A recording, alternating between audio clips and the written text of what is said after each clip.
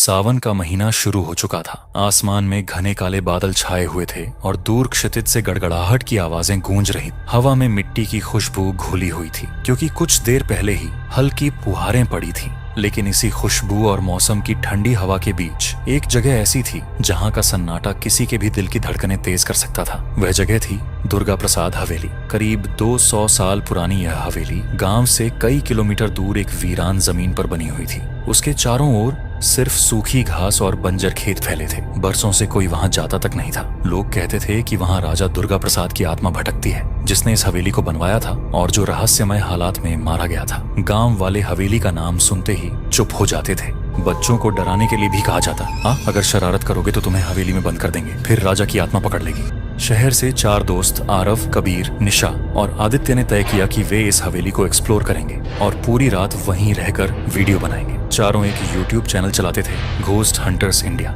उनके चैनल पर पहले भी बहुत से भूतिया जगहों के वीडियो थे, लेकिन यह हवेली उनकी लिस्ट में सबसे ऊपर थी। कारण क्योंकि इस हवेली के बारे में न जाने कितनी कहानियां थी। कोई कहता यहाँ रात को पायल की आवाज सुनाई देती है, कोई कहता किसी बच्चे के रोने की चीखें आती हैं, और कुछ लोग तो यह भी कहते कि यहाँ राजा की परछाई खिड़कियों से झांकती है। आरव, जो टीम का लीडर था, कैमरा संभालते हुए बोला, आज सावन की पहली बारिश है दोस्तों, और हम जा रहे हैं इस 200 साल पुरानी हवेली में। लोग कहते हैं यहाँ इंसान जिंदा नहीं लौटता। देखते हैं सच्चाई क्या है। हवेली का पहला नजारा। रात करीब 9 बजे वे सब कार से वहां पहुंचे। हल्की बूंदाबंदी फिर से शुरू हो चुकी थी। कार से उतरते ही चारों ने हवेली की तरफ देखा। वो नजारा दिल दहला देने वाला था। एक विशाल इमारत जिसकी दीवारें जगह जगह से टूटी हुई, काले पड़े खंभे, जाले से ढकी खिड़कियां और दरवाजा जो आधा टूटा हुआ था। चारों ओर सूखी घास इतनी ऊंची थी कि लगता जैसे कोई उसमें छिपकर खड़ा है। बरसात की ठंडी हवा में जब खिड़कियां आपस में टकराती तो ऐसा लगता मानो कोई भीतर से जंजीर हिला रहा हो। निशा ने कैमरा पकड़ते हुए कांपते स्वर में कहा, यह जगह सच में बहुत डरावनी लग रही है। कबीर ने हंसते हुए कहा, डरने की क्या बात है, कैमरे ऑन करो, जितना डरावना होगा उतने व्यूज आएंगे। हवेली के अंदर कदम। चारों ने टॉर्च निकाली और हवेली का टूटा दरवाजा धकेलकर भीतर कदम रखा। भीतर घुप अंधेरा था। हवा में सीलन और मिट्टी की बदबू थी। टॉर्च की रोशनी में पुराने पेंटिंग्स दिखाई दे रहे थे। राजा दुर्गा प्रसाद की तस्वीरें, जिनकी आंखें मानो अंधेरे में भी चमक रही थीं। कमरे की छत से पानी टपक रहा था और फर्श पर सूखी घास बिखरी हुई थी। अचानक चर्र की आवाज आई, जैसे किसी ने ऊपर की मंजिल पर लकड़ी का फर्श दबाया हो। आरव ने कैमरा ऊपर घुमाया, लेकिन वहां सिर्फ अंधेरा था। किसी बिल्ली या चूहे की आवाज होगी, उसने कहा, लेकिन उसकी आवाज में भी हल्का डर साफ झलक रहा था। पहला अजीब संकेत। जब वे सब हवेली के हॉल में पहुंचे तो वहां बीचों बीच एक पुरानी झूलने वाली कुर्सी रखी थी। आदित्य ने हंसते हुए कहा, माय गॉड, अगर ये झूलने लगे। तो जैसे ही उसने ये कहा, कुर्सी हल्की सी हिली। सबके दिल की धड़कनें रुक गईं। क्या तुम लोगों ने भी देखा? निशा चीखी। शायद हवा से कबीर ने सफाई दी, लेकिन कमरे में हवा का कोई झोंका नहीं था। आरव ने तुरंत कैमरा उस कुर्सी पर फोकस किया और बोला, फ्रेंड्स, ये देखो, बिना छुए कुर्सी हिली है। हम हवेली के अंदर हैं और यहाँ अजीब चीजें होना शुरू हो गया है। वे हॉल से अगले कमरे की ओर बढ़े। जैसे ही सब अंदर गए, पीछे का दरवाजा धड़ाम से अपने आप बंद हो गया। आदित्य ने घबराकर आरव का हाथ पकड़ लिया। यह किसने बंद किया? कबीर दरवाजे की ओर दौड़ा और उसे खोलने की कोशिश करने लगा, लेकिन दरवाजा जैसे किसी ने बाहर से कसकर बंद कर दिया हो। भीतर सन्नाटा छा गया। सिर्फ उनकी सांसों की आवाज सुनाई दे रही थी और बाहर बारिश तेज हो चुकी थी। दीवारों पर परछाई। निशा ने अचानक टॉर्च दीवार पर डाली और डर से चीख पड़ी। दीवार पर एक लंबी सी परछाई दिखाई दे रही थी, किसी आदमी की, जिसके सिर पर पगड़ी थी। लेकिन कमरे में वे चारों के अलावा कोई नहीं था। आरव ने कांपते हुए कैमरे से उस परछाई को रिकॉर्ड करना चाहा, पर जैसे ही उसने कैमरा घुमाया, परछाई गायब हो गई। ये राजा दुर्गा प्रसाद की आत्मा है क्या? आदित्य ने धीमी आवाज में कहा। हवेली का रहस्य गहराता है। चारों अभी भी डरे हुए थे, लेकिन उन्होंने ठान लिया था कि पूरी रात यहाँ शूट करेंगे। उन्होंने कैमरे अलग अलग जगह सेट करने शुरू किए। अचानक ऊपर की मंजिल से जोरदार चीख सुनाई दी। सभी लोग सन्न रह गए। बारिश की तेज आवाज के बीच वो चीख इतनी साफ थी कि किसी के भी रोंगटे खड़े हो जाएं। आरव ने कांपते हुए कहा, यह इंसानी आवाज थी या कुछ और? चारों ने एक दूसरे की ओर देखा। अब तक यह महज रोमांच नहीं था, यह कुछ और था, कुछ ऐसा जिससे वे शायद कभी बाहर ना निकल पाए। बारिश अब तेज हो चुकी थी। खिड़कियों से टकराती बूंदें हवेली के अंदर अजीब सी गूंज पैदा कर रही। चारों दोस्तों ने तय किया कि अगर वे डर के मारे वापस लौटेंगे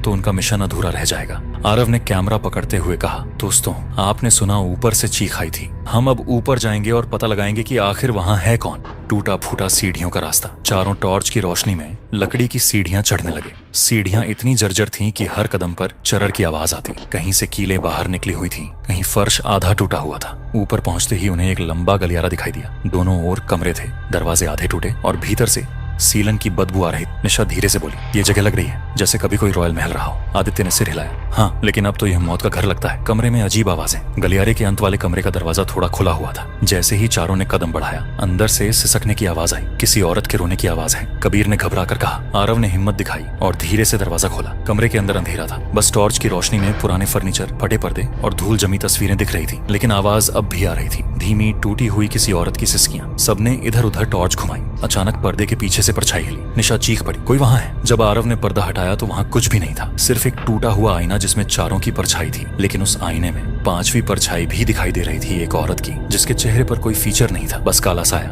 अगले ही पल वो परछाई धुंध की तरह गायब हो गई। डर के बावजूद चारों ने एक्सप्लोर जारी रखा। वे नीचे लौटे तो हवेली के हॉल के कोने में उन्हें जमीन पर एक लोहे का पुराना दरवाजा मिला, जैसे कोई छुपा हुआ तहखाना हो। कबीर ने हिम्मत करके उसे खींचा। बहुत जोर लगाने के बाद दरवाजा चर्र की आवाज के साथ खुल गया। नीचे अंधेरा था और सीढ़ियां गहरी खाई की तरह उतर रही। आदित्य ने डरते हुए कहा, क्या हमें सच में नीचे जाना चाहिए? आरव ने कहा, हम यहाँ डरने नहीं, सच्चाई जानने आए हैं। यही मौका है। तहखाने का भयानक माहौल। चारों सीढ़ियां उतरने लगे। नीचे का माहौल और भी भयावह था। चारों तरफ मकड़ी के जाले, नमी और पुराने लोहे की बदबू। टॉर्च की रोशनी में उन्हें अजीब चीजें दिखी, टूटी हुई जंजीरें, लोहे की सलाखें और दीवार पर खून जैसे सूखे लाल धब्बे। निशा कांपते हुए बोली, ये जगह तो जेल जैसी लग रही है। क्या राजा यहाँ किसी को कैद करता था? उसी समय पीछे से दरवाजा अपने आप बंद हो गया। अब तहखाने में सिर्फ घुप अंधेरा और उनकी सांसों की आवाज थी। आत्मा का पहला सामना अचानक तहखाने की दीवारों पर लाल रोशनी सी चमकने लगी, जैसे कोई अदृश्य शक्ति वहां मौजूद हो। धीरे धीरे चारों ने देखा कि सामने की दीवार पर खून से लिखा हुआ एक शब्द उभर रहा था, जाओ। सबके चेहरे सफेद पड़ गए। आदित्य तो वहीं रोने लगी और तभी अंधेरे में से एक भारी आवाज गूंजी, ये मेरी हवेली है, कोई भी यहाँ से जिंदा नहीं जाएगा। आवाज इतनी गहरी और डरावनी थी कि चारों वहीं जड़ हो गए। टॉर्च अचानक बंद होने लगी। आरव ने कांपते हाथों से कैमरा उठाया और रिकॉर्ड करने लगा। कैमरे की स्क्रीन पर अचानक एक भयानक चेहरा उभर आया, राजा दुर्गा प्रसाद का। उसकी आंखें अंगारों की तरह जल रही थीं और चेहरा पूरा सड़ा गला था। निशा चीख पड़ी। आदित्य बेहोश होकर जमीन पर गिर गई। कबीर और आरव उसे उठाने की कोशिश करने लगे, लेकिन राजा की आत्मा की परछाई पूरे तहखाने में फैल चुकी थी। बाहर निकलने की कोशिश। किसी तरह कबीर ने आदित्य को उठाया और सब ऊपर भागे। सीढ़ियों पर उनके कदम बुरी तरह लड़खड़ा रहे थे, लेकिन मौत से बचने का यही एक रास्ता था। जब वे तहखाने से बाहर आए तो देखा दरवाजा अपने आप खुला हुआ था, मानो आत्मा उन्हें निकलने का मौका दे रही हो। लेकिन क्यों? हॉल में आते ही फिर से झूलने वाली कुर्सी अपने आप हिलने लगी और अचानक दीवारों पर आग जैसी लपटें दिखाई देने लगी। आरव ने कैमरे की स्क्रीन चेक की, लेकिन स्क्रीन पर वे चारों नहीं बल्कि 4 लाशें दिखाई दे रही थीं जो उसी हॉल में पड़ी थीं। हवेली का हॉल जलते हुए साए की तरह लग रहा था। दीवारों पर झिलमिलाती लपटें थीं, लेकिन उनमें धुआं या राख नहीं थी। ये आग असली नहीं बल्कि आत्मा की शक्ति थी। आरव कांपते स्वर में बोला, यह हमें मरते हुए क्यों दिखा रहा है? कबीर ने कैमरे की स्क्रीन से नजर हटाकर कहा, शायद यह हमें भविष्य दिखा रहा है, हमारा अंत। आदित्य होश में आने लगी थी। उसकी आंखें खुली और उसने जमीन पर पड़ी अपनी ही लाश का दृश्य कैमरे में देखा। वो चीख पड़ी, नहीं, यह सच नहीं हो सकता। रहस्यमयी कमरा। उसी समय हवेली की दूसरी ओर से अजीब सी झंकार की आवाज आई, जैसे कहीं मंदिर में घंटियां बज रही हो। चारों घबराते हुए आवाज की तरफ बढ़े। एक बड़ा कमरा था जिसके बीचों बीच टूटी हुई मूर्तियां पड़ी थी। मूर्तियों पर लाल रंग के धब्बे थे, मानो कभी बलि दी गई हो। निशा ने धीरे से कहा, क्या यह किसी काले तंत्र की जगह है? तभी कमरे की दीवार पर पेंटिंग दिखी। राजा दुर्गा प्रसाद के हाथ में तलवार और पैरों के पास खून की नदी। आरव ने टॉर्च का फोकस बढ़ाया। पेंटिंग के नीचे लिखा था, जिसने मुझे धोखा दिया उसकी आत्मा भी यहीं सड़ेगी। हवेली का इतिहास उजागर। अचानक कमरे की हवा भारी होने लगी, दीवारें कांपने लगीं और चारों के सामने एक दृश्य उभरने लगा। 200 साल पुराना समय। राजा दुर्गा प्रसाद अपने दरबार में खड़ा था। उसकी आंखें लाल थीं और सामने गांव के कुछ लोग सिर झुकाए खड़े थे। तुमने मुझे धोखा दिया है, राजा की गूंजती आवाज सुनाई दी। मेरे ही सैनिकों ने मेरे खिलाफ साजिश की, इसलिए मैं इस हवेली को खून से पवित्र करूंगा। और उसने तलवार से अपने ही सैनिकों को काट डाला। खून से हवेली की जमीन लाल हो गई। फिर उसकी ओर दौड़कर किसी ने वार किया, लेकिन मरते मरते राजा ने श्राप दिया, जो भी इस हवेली में आएगा उसकी आत्मा हमेशा यहीं कैद हो जाएगी। दृश्य खत्म हुआ और फिर से चारों अंधेरे कमरे में खड़े थे। आत्मा की वापसी। अब हवेली के हर कोने से डरावनी हंसी गूंजने। तुम सोचते हो कि यह जगह छोड़ पाओगे? चारों ने भागने का फैसला किया। वे हवेली के मुख्य दरवाजे की ओर दौड़े, लेकिन दरवाजा बंद हो चुका था। बाहर बारिश इतनी तेज थी कि आवाज भी सुनाई नहीं दे रही थी। दीवारों पर फिर से परछाइयां नाचने लगती। कभी किसी औरत का चेहरा,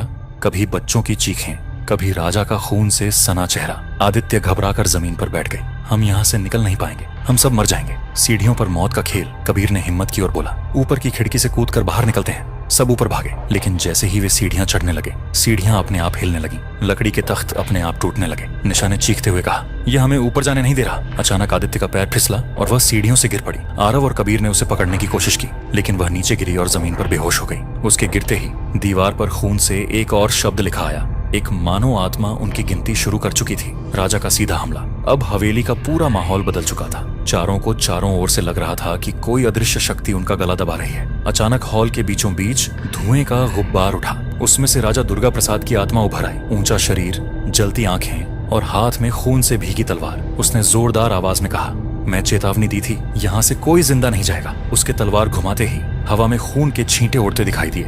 निशा चीखते हुए आरव के पीछे छिप गई। कबीर ने कैमरा उठाकर रिकॉर्ड करना चाहा, लेकिन कैमरा अपने आप टूटकर जमीन पर गिर गया। मौत की गिनती। राजा ने आगे बढ़ते हुए जमीन पर बेहोश पड़ी आदित्य की ओर देखा।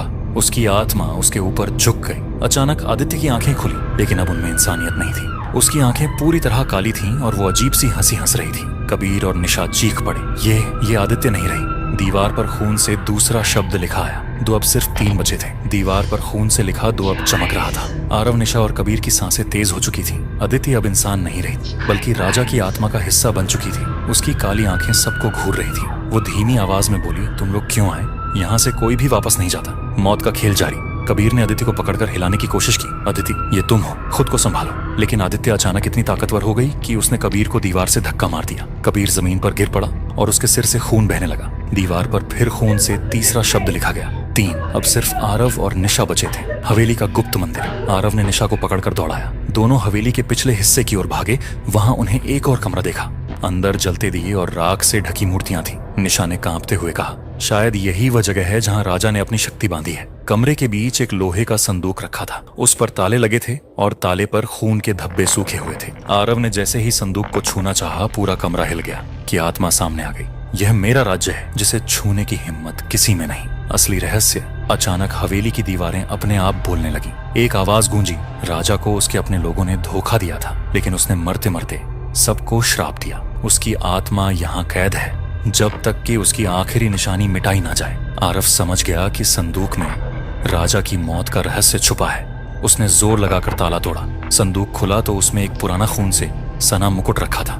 जैसे ही उसने मुकुट उठाया, राजा की आत्मा जोर से चिल्लाई, नहीं, यह मेरा है बलिदान। राजा की आत्मा ने तलवार घुमाई और आरव पर झपट्टी, लेकिन उसी समय निशा ने साहस दिखाते हुए मुकुट को जलते दिए में फेंक दिया। मुकुट जैसे ही आग में गिरा, पूरी हवेली हिलने लगी। राजा कित्ता की आत्मा दर्द से चीखने लगी, तुमने मेरी शक्ति नष्ट कर दी। आग की लपटें पूरे कमरे में फैल गईं। राजा की परछाई धीरे धीरे राख में बदलने लगी, लेकिन जाते जाते उसकी आवाज गूंजी, श्राप कभी नहीं मिटेगा। अगली बार मैं और भी भयानक रूप में लौटूंगा। अंत या नई शुरुआत। आग बुझने के बाद हवेली में सन्नाटा छा गया। आदित्य की लाश जमीन पर पड़ी थी। कबीर भी बेहोश था, लेकिन अभी जिंदा था। आरव और निशा कांपते हुए बाहर निकले। बारिश अब थम चुकी थी और आसमान में हल्की सुबह की किरणें दिखाई दे रही थी। दोनों ने एक दूसरे की ओर देखा।